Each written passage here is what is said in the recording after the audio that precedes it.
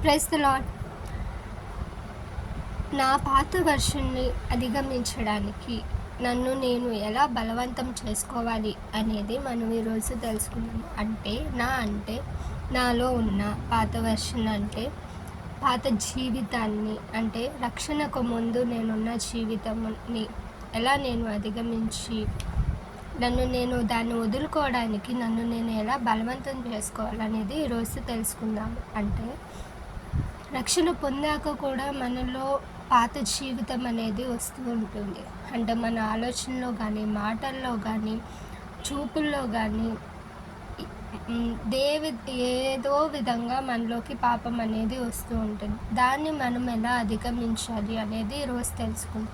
ఎందుకంటే అది మనల్ని దేవునికి దూరం చేయొచ్చు కాదు, చేస్తుంది. కాబట్టి మనం దాన్ని విడిచిపెట్టాలి, దేవుని కొరకు బ్రతకాలి, క్రొత్తగా మనం బ్రతకాలి అని అంటే మనము ఎలా పాత వర్షను విడిచిపెట్టుకోవాలనేది ఈరోజు తెలుసుకోవాలి. అంటే మనము మనుషులతో కాదు కానీ మనలో ఉన్న మనతోనే పోరాడాలి.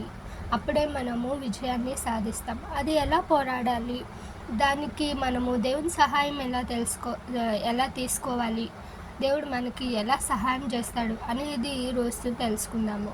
ఎందుకు అని అంటే మనం ఏ పోరాటం చేసినా దేవుడు సహాయం చేస్తాడు. కాబట్టి మనం ఏ పోరాటం చేయాలనుకున్నా సరే, మనుషులతో ఎలా మాట్లాడాలన్నా సరే, వాక్యం ద్వారా దేవుడు మనతో మాట్లాడి మన మాటని సరిచేసి ఇతరులతో మాట్లాడేలా చేస్తాడు. మనుషులతో మనం ఎలా ప్రవర్తించాలనేది వాక్యం ద్వారానే ఆయన సరిచేస్తారు. అలాగే వాక్యంలో నుండి మనలో ఉన్న పాత జీవితాన్ని విడిచిపెట్టి మనతో మనము ఎలా పోరాడాలి, ఎలా విజయాన్ని సాధించాలి అనేది వాక్యము ద్వారానే దేవుడు ఈరోజు మనతో మాట్లాడాలని ఉద్దేశించున్నాడు. ఈ వీడియోని మొదటి నుండి చివరి వరకు చూసి విని మనం మేలులు పొందుకుందాము. మన జీవితాన్ని మార్చుకొని ఇతరులకు మనము సాక్షులుగా నిలబడదాము. మొదటగా మనలో ఉన్న పాత జీవితాన్ని, పాత వెర్షన్ని ఎలా అధిగమించాలి అని అంటే పాతదాన్ని వదిలేయడం. అంటే ఇప్పుడు ఇల్లు శుభ్రం చేసుకుంటున్నాము అని అంటే అందులో ఉన్న పాత వస్తువులన్నీ తీసివేసేసి నీట్గా మనం శుభ్రపరచుకొని ఏమన్నా కొత్తవి మనము పెట్టుకుంటాం. అవునా కదా? అంటే ఇల్లు శుభ్రం చేస్తున్నామంటే ఇంట్లో ఉన్న పాతవన్నీ తీసివేస్తున్నాం. ఎందుకు అని అంటే అవి ఎప్పటి నుండో ఉన్నాయి, పనికి రానివన్నీ మనం తీసివేస్తున్నాం. అంతే కదా? పాతవి అని అంటే మనకు ఉపయోగపడనివి, లేదు అని అంటే మనకు అసలు పనికి రావు, అవి మనం వాడాల్సిన అవసరం కూడా వాటితో లేదు, మనకెందుకు అవి యూస్ కావనుకున్నా పడేస్తాం. అలాగే మనలో ఉన్న పాత జీవితం అంటే ఇదివరకు రక్షణ పొందకముందు ఎలా బ్రతికాము, దేవుణ్ణి ఎరగకముందు ఎలా బ్రతికాము, ఆ జీవితాన్ని మనము వదిలేయాలి. ఎందుకంటే అది మనకి పనికిరాదు. ఎందుకంటే అది మనల్ని పరలోక రాజ్యానికి చేర్చలేదు, మనల్ని అది పాతాళంలోకే పడివేస్తుంది. కాబట్టి ఆ జీవితాన్ని, ఆ రోత జీవితాన్ని మనం విడిచిపెట్టాలి.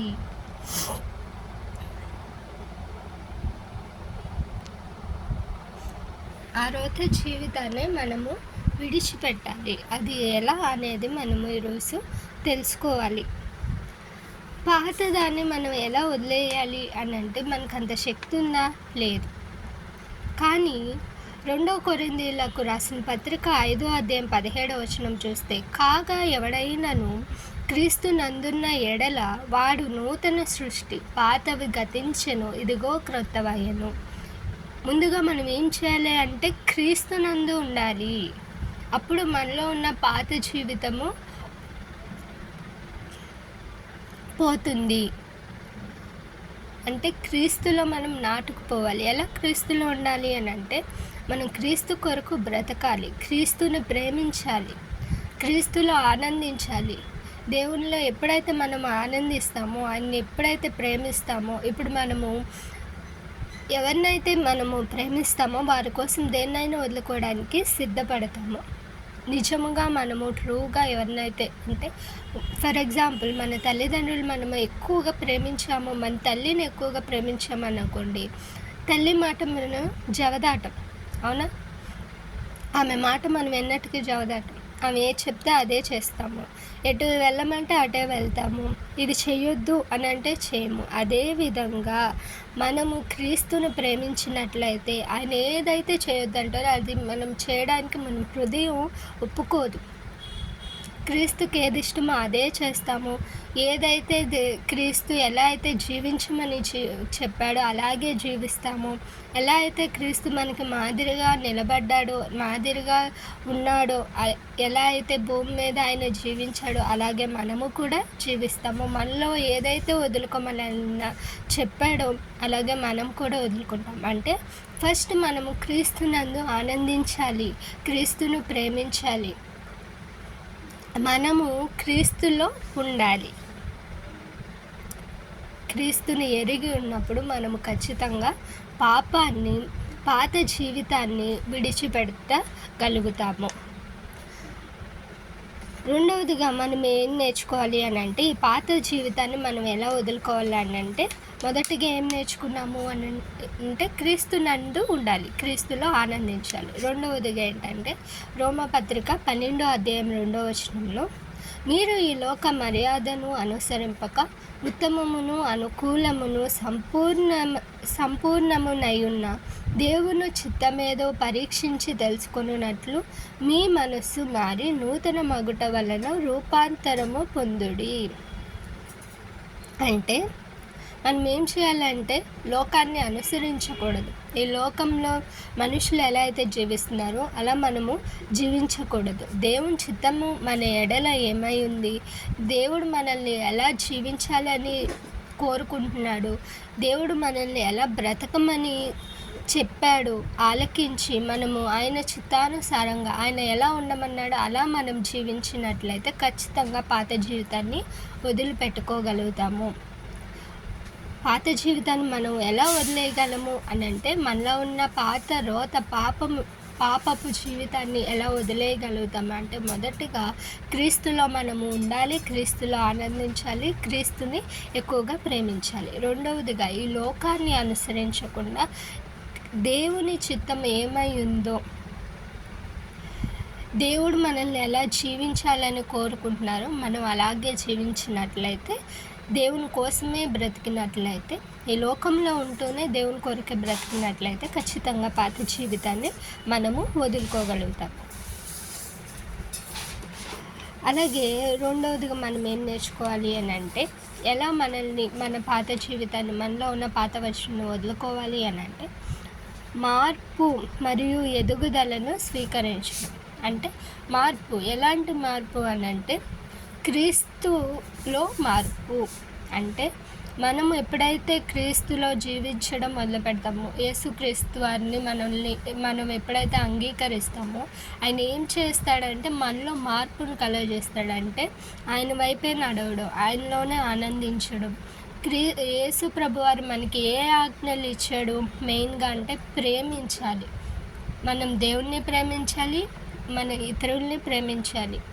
అది క్రీస్తులో ఉంటే మనలో ఆ మార్పు కలుగుతుంది, ప్రేమ అనేది మనలో ఉంటుంది. అలాగే రెండవది ఎదుగుదల. అంటే ఆత్మీయంగా మనము ఎదగాలి, క్రీస్తులో మనము ఎదగాలి. ఈ రెండింటిని మనము మార్పు చెందాలి క్రీస్తులో. అలాగే మనము ఆత్మీయంగా కూడా ఎదగాలి. ఈ రెండిటిని మనం ఎప్పుడైతే స్వీకరిస్తామో అప్పుడు ఖచ్చితంగా మనలో పాత వర్షన్ అనేది విడిచిపెట్టగలుగుతాం. ఇందులో మొదటిగా ఏంటంటే ఫిలిప్పీలు రాసిన పత్రిక 4వ అధ్యాయము 13వ వచనంలో చూసినట్లయితే, నన్ను బలపరిచి వాని యందే నేను సమస్తమును చేయగలను. ఇప్పుడేంటి మార్పు ఏంటి అని అంటే, మనం క్రీస్తు మీద ఫుల్గా డిపెండ్ అయి ఉండాలి. అంటే ఆయన నన్ను బలపరుస్తున్నాడు, ఆయన నేను అంగీకరించి ఉన్నాను, ఆయన నన్ను ఎన్నుకున్నారు, తన బిడ్డగా నన్ను మార్చుకున్నాడు. ఆయనలో ఉంటే నేను ఖచ్చితంగా ఏదైనా చేయగలను, ఆయనలో ఉంటే నేను చేయగలను అనే నమ్మకం ఉండాలి. మార్పు అనేది అప్పుడే మొదలవుతుంది. దేవుణ్ణి మనం నమ్మినట్లయితే ఖచ్చితంగా మనము అనుకున్నది ఏదైతే చేయాలి అనుకుంటున్నామో అది చేయగలము. మనకి ఏది మంచో దేవునికి తెలుసు. ఆయన మీద ఎప్పుడైతే నమ్మిక ఉంచి ఫుల్గా డిపెండ్ అయ్యి నేను క్రీస్తులో ఉంటే ఖచ్చితంగా చేయగలను అని మనం నమ్ముతాము, ఖచ్చితంగా మనలో మార్పు అనేది వస్తుంది. మనం విజయానికి చేరువుగా ఉంటాము. రెండవదిగా 2 తిమోతి 1:7 దేవుడు మనకు శక్తియు ప్రేమయు ఇంద్రియ నిగ్రహమును గల ఆత్మని ఇచ్చెను కానీ పిరికితనము గల ఆత్మని ఇయ్యలేదు. మొదటిదేంటిది? మనలో మార్పు ఎదుగుదల ఎలా స్వీకరించాలి అంటే మొదటిగా ఏంటి? దేవుణ్ణి నమ్మాలి. ఆయన యందే సమస్తము మనకి సాధ్యం అవుతుంది. ఏదైనా నేను ఆయనలో ఉంటే ఖచ్చితంగా చేయగలను అన్న కాన్ఫిడెన్స్ ఉండాలి. రెండో కాన్ఫిడెన్స్ ఏంటి అంటే క్రీస్తు మనకి పిరికితనము గల ఆత్మని ఇవ్వలేదు. దేవుడు మనకి పిరికితనం గల ఆత్మని ఇవ్వలేదు, ధైర్యము కలిగిన ఆత్మని ఇస్తాం. మనలో రెండో మార్పు, మన ఆత్మీయ జీవితానికి ఎదుగుదల ఏంటి అని అంటే ధైర్యం. బోల్డ్గా మనము మాట్లాడగలుగుతాం. క్రీస్తులో ఉంటే దేవునిలో మనము ఎదిగినట్లయితే, దేవుణ్ణి ఎక్కువగా ప్రేమించినట్లయితే ఖచ్చితంగా మనము కాన్ఫిడెన్స్ మనలో ఉంటుంది. మనము భయపడం దేనికి కూడా, దేన్నైనా ధైర్యంగా ఎదుర్కోగలుగుతాం. అలాంటి ఆత్మను దేవుడు మనకి ఇచ్చి ఉన్నాడు. సో మనలో ఆత్మ ఏం చేస్తుందంటే కాన్ఫిడెన్స్ని నింపుతుంది, అలాగే మనల్ని ధైర్యపరుస్తుంది. మనం ఓడిపోయినా సరే నేను చేయగలను అన్న నమ్మకాన్ని, కాన్ఫిడెన్స్ని మనలో కలిగిస్తుంది. ఎవరైనా నువ్వు చేయలేవు అంటే నేను చేయగలను, ఎందుకంటే నా దేవుడు నాకు తోడుగా ఉన్నాడు అన్న నమ్మిక మనలో కలిగిస్తుంది. నా దేవుడు నాతో ఉంటే ఖచ్చితంగా ఏదైనా చేయగలను, ఎవరు చేయలేను అనుకున్నా నేను సాధించగలను అన్న కాన్ఫిడెన్స్ అనేది వస్తుంది. మొదటిగా మన పాత జీవితాన్ని వదిలేయాలంటే మనలో క్రీస్తుని అంగీకరించాలి. అంటే మనం క్రీస్తుని అంగీకరించాలి. క్రీస్తులో ఉన్నప్పుడే మనము మన పాత జీవితాన్ని వదులుకోగలుగుతాము. అలాగే ఆయన చిత్తానుసారంగా మనము జీవించినప్పుడే మనము ఆ పాత జీవితాన్ని వదులుకోగలుగుతాము. రెండవదిగా మార్పు, అలాగే ఎదుగుదలని ఎలా మనం స్వీకరించాలి అని అంటే మనము క్రీస్తులో ఉండాలి. అంటే క్రీస్తు మనకి ఇచ్చిన ఆత్మ ఏంటి? ధైర్యము కలిగిన ఆత్మ. మనం ఎప్పుడైతే క్రీస్తులో మనము ఉంటామో ఆటోమేటిక్గా మార్పు అనేది మనము చూడగలుగుతాము. ఆత్మ మనల్ని ధైర్యపరుస్తుంది, బలపరుస్తుంది, క్రీస్తు మీద అనుకునేలాగా చేస్తుంది. నా దేవుడు నాకు తోడుగా ఉంటే నేను సమస్తాన్ని చేయగలను అన్న కాన్ఫిడెన్స్ని మనకి ఇస్తుంది. ఈ రెండు మార్పుల్ని మనము మన జీవితంలో చూడగలము. ఈ రెండు ఎప్పుడు మొదటిగా అయితే మనము క్రీస్తులో ఉండినట్లయితే, ఆయన చిత్తానుసారంగా జీవిస్తే మనలో మార్పు కనిపిస్తుంది. పాత జీవితాన్ని మనం వదులుకోగలుగుతాం. రెండోది ఏంటి?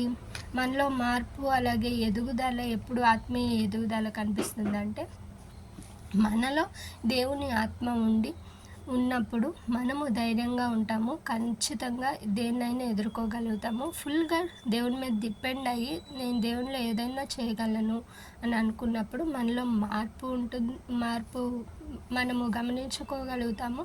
అలాగే దేవునిలో ఆత్మీయంగా కూడా ఇంకా ఎక్కువగా ఎదగగలుగుతాము. మూడవదిగా దేవుని ప్రణాళికపై నమ్మిక ఉంచాలి. దేవుడు మన జీవితంలో ఏదైనా గొప్ప ప్రణాళిక కలిగి ఉంటాడు. ఆ ప్రణాళికలో మనం ఎన్నో ఎదుర్కోవాల్సి ఉంటుంది. అయినా సరే చివరి వరకు మనము ఆయన ప్రణాళిక, నా జీవితంలో దేవుడు ఏదైతే ఉద్దేశించి ఉన్నాడో అది నాకు మేలు కొరకే కానీ కీడు కొరకు ఎన్నటికీ కాదు అని దేవుని మీద నమ్మిక ఉంచి, ఆయన మన ఎడల కలిగి ఉన్న ప్రణాళికలు, ఉద్దేశాల మీద నమ్మిక ఉంచి ఆయన మీదే డిపెండ్ అయ్యి ఉండాలి. ఇర్మియా గ్రంథము 29:11 నేను మిమ్మల్ని గూర్చి ఉద్దేశించిన సంగతులను నేను ఎరుగుదును, రాబోవు కాలమందు మీకు నిరీక్షణ కలుగునట్లుగా అవి సమాధానకరమైన ఉద్దేశములే గాని హానికరమైనవి కావు. ఇదే యెహోవా వాక్కు. దేవుడు మన ఎడల ఎటువంటి ఉద్దేశాలు కలిగి ఉన్నాడు అనంటే అవి సమాధానకరమైన ఉద్దేశాలే కానీ హానికరమైనవి ఎన్నటికీ కాదు. కాబట్టి మనము ఆయన మీద కంప్లీట్గా నమ్మకం ఉంచాలి. ఆయన ఎప్పటికైనా మనకు మేలే చేస్తాడు. ఏ స్థితిలో నన్ను ఆయన నడిపిస్తున్నా చివరికి విజయాన్నే దేవుడు నాకు ఇస్తాడు. మంచి స్థానంలోనే దేవుడు నన్ను ఉంచుతాడు అన్న నమ్మిక మనం ఎప్పుడైతే ఉంచుతామో అప్పుడు ఖచ్చితంగా మనలో ఉన్న పాత వర్షన్ మనం వదులుకోగలుగుతాము. తర్వాత పునరుద్ధరణ మరియు పరివర్తన. అంటే పునరుద్ధరణ అంటే ఏంటి? తిరిగి జీవించడం. అవునా? తిరిగి మనము జీవించడం. ఎలా దేవునిలో మనం ఎలా మరలా జీవించాలి అంటే క్రీస్తుని ఎప్పుడైతే మనము అంగీకరిస్తామో అప్పుడే మనకి క్రొత్త జీవితం అనేది ఆరంభం అవుతుంది. మరలా మనము తిరిగి జన్మిస్తాము. సో మనము అలా ఎలా మరలా నూతనంగా మన జీవితాన్ని కొనసాగించాలి. అలాగే మనము ఎలా ట్రాన్స్ఫార్మ్ అవ్వాలి, మనల్ని ఎలా మార్చుకోవాలి అనేది చూద్దాం. కీర్తనల గ్రంథం 51వ అధ్యాయం 10వ వచనం. దేవా నా యందు శుద్ధ హృదయము కలుగజేయము, నా అంతరంగమును స్థిరమైన మనస్సును నూతనముగా పుట్టించుము. అంటే మనము దేవుని మీద డిపెండ్ అయ్యి, ప్రభువా నేను నీలో ఉండాలి, నీ కొరకు బ్రతకాలి, నీలో ఆనందించాలి అని దేవుని మీద కంప్లీట్గా, అంటే దేవుడు నాలో ఉండాలి అన్న ఆశను కలిగి మనము ఉండాలి. అప్పుడు మాత్రమే మనలో మార్పు అనేది కలుగుతుంది, చూడగలుగుతాము, తిరిగి మనము క్రొత్తగా జన్మించగలుగుతాము. 2 కొరింథీయులకు రాసిన పత్రిక 4వ అధ్యాయం 16వ వచనంలో, కావున మేము అధైర్యపడము, మా బాహ్య పురుషుడు కృషించుచున్నను, ఆంతర్య పురుషుడు దినదినము నూతనపరచబడుచున్నాడు. అంటే మన శరీరము ఎంత బలహీనమైనను, అది కృషించిపోయినా బలహీనపడినా సరే, మనలో ఉన్న ఆంతర్య పురుషుడు అంటే హోలీ స్పిరిట్, పరిశుద్ధాత్ముడు మనల్ని దినదినము ఏం చేస్తాడు అంటే నూతనపరుస్తాడు. కాబట్టి మనం ముందుగా మన జీవితము మారాలి. మన పాత జీవితాన్ని మనం వదులుకోవాలంటే ముందుగా మనము క్రీస్తుని ఆహ్వానించాలి మన జీవితంలోకి, మన హృదయంలోకి. ఆయన పరిశుద్ధాత్మదేవుని ఆహ్వానించి ఆయన మాటల్ని ఆలకిస్తూ మనతో పరిశుద్ధాత్మదేవుడు ప్రతిరోజు మాట్లాడుతూనే ఉంటాడు. తప్పుదారిలో వెళ్ళినప్పుడు ఇది తప్పు అని తెలియజేస్తూనే ఉంటాడు. కాబట్టి మనం ఆయన మాటలను ఆలకించి, ఎప్పుడు ఆలకిస్తామంటే దేవుని అందే నమ్మిక ఉంచి ఆయన మీదే ఫుల్గా డిపెండ్ అయినప్పుడు అప్పుడు మనకు ఆయన మాట అనేది వినిపిస్తుంది, సరైన మార్గంలో మన అడుగులు పడతాయి. కాబట్టి జాగ్రత్తగా మనము క్రీస్తులో ఉంటూ మనల్ని మనము సరిచేసుకుంటూ మన పాత రోత నీచమైన జీవితాన్ని విడిచిపెట్టి ఆయన కొరకు బ్రతుకుదాము. ఎప్పుడు మనలో మార్పు ఎలా కనిపిస్తుంది అని అంటే మనలో ధైర్యం వస్తుంది, మనలో కాన్ఫిడెన్స్ వస్తుంది, మనము డిఫరెంట్గా ఇతరులకు కనిపిస్తాము. అప్పుడు మనం ఎప్పుడైతే ఇతరులకి డిఫరెంట్గా కనిపిస్తున్నాము అని అంటే నీతిగా, నిజాయితీగా, ప్రేమ కలిగి క్రీస్తు ఎలా అయితే ఉండమన్నారో అలా మనము జీవితంలో ఉంటామో, అలా బ్రతుకుతామో, అప్పుడు ఇతరులకి మనలో మార్పు అనేది కనిపిస్తుంది. ఆ మార్పే మనకి క్రీస్తులో ఉంటున్నాము అన్న దానికి అన్న దానికి నిరూపణ అయి ఉంటుంది అది. కాబట్టి మనం ఏం చేయాలి అని అంటే క్రీస్తు కొరకే బ్రతకాలి. అంటే మనలో ముందు క్రీస్తుని అంగీకరిస్తే చాలు, ఆయన మీద డిపెండ్ అయితే చాలు, అన్నీ ఇంకా ఆయనే నడిపించేస్తాడు. కాబట్టి ముందుగా క్రీస్తుని అంగీకరించి ఆయన మీద కంప్లీట్గా డిపెండ్ అవ్వడం మనం నేర్చుకుందాం. మనలో పాత జీవితాన్ని విడిచిపెట్టాలి అని అంటే మనం ఏం చేయాల్సిన లేదు, క్రీస్తుని అంగీకరించి క్రీస్తు కొరకే బ్రతికితే చాలు, మనలో ఉన్న పాత జీవితం ఖచ్చితంగా మనలో నుండి తొలగిపోతుంది. క్రొత్తగా మనము జీవించగలుగుతాము. మనలో మార్పు ఇతరులకు కనిపిస్తుంది. Praise the lord.